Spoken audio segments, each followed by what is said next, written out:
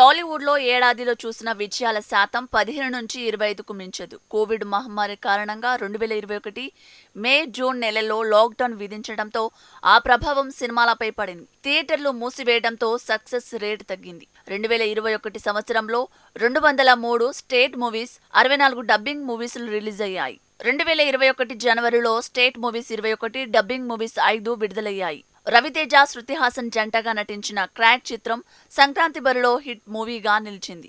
Dubbing movies లో తమిళ star hero Vijay నటించిన master hit అయింది. ఫిబ్రవరిలో state movies 23, dubbing movies 5 release అయ్యాయి. ఒకనాటి బుల్లితెర నటుడు తేజ సజ్జా డబ్ల్యూ మూవీ జాంబిరెడ్డి హిట్ అయింది. మెగాస్టార్ చిరంజీవి మేనల్లుడు వైష్ణవ్ తేజ్ డబ్ల్యూ మూవీ ఉప్పెన బ్లాక్ బస్టర్ హిట్ కావడంతో పాటు కలెక్షన్ల పరంగా 100 కోట్లు క్లబ్ లో చేరింది. అల్లరి నరేష్ నటించిన నాంది హిట్ జాబితాలో చేరింది. మార్చి నెలలో 22 state movies, 4 dubbing movies release అయ్యాయి. నవీన్ పొలిశెట్టి నటించిన జాతిరత్నాలు బ్లాక్ బస్టర్ హిట్ అయ్యి అతన్ని ప్రామిసింగ్ హీరోగా నిలబెట్టింది. డబ్బింగ్ మూవీస్ లో Godzilla versus king Kong hit అయింది.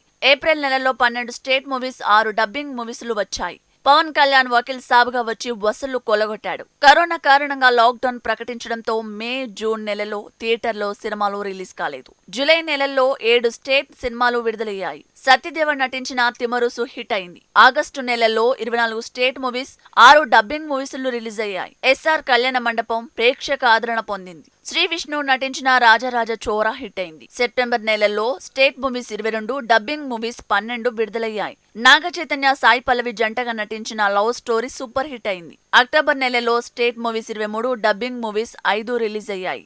నాగశౌర్య నటించిన వరుడు కావేలను, అక్కినేని అఖిల్, పూజా హెగ్డే నటించిన మోస్ట్ ఎలిజిబుల్ బ్యాచులర్ హిట్ అయ్యాయి.